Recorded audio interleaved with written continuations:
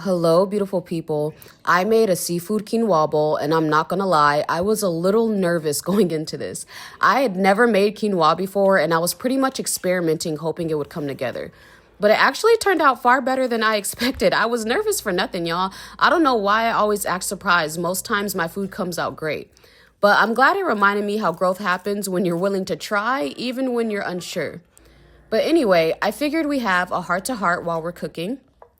I've been sitting with a thought lately after doing my 13 magical nights at the end of last year, and I was left with one intention.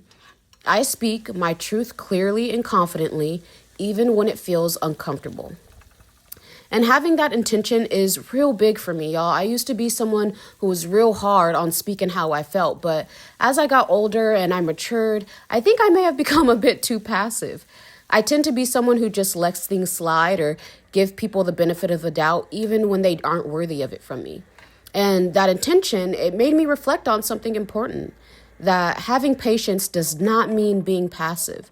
I think a lot of us confuse patience with tolerating things that don't actually feel good to us, and we stay quiet.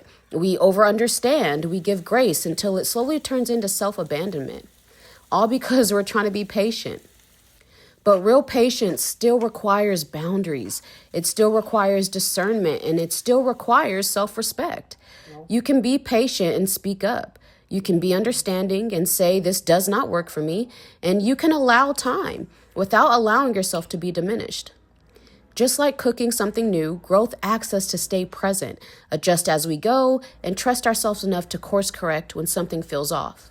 So if you're in a season where your voice feels shaky or uncomfortable, let this be your reminder: patience should never cost you your truth. Remember, beautiful people, to be mindful, be intentional, and be great. Bye.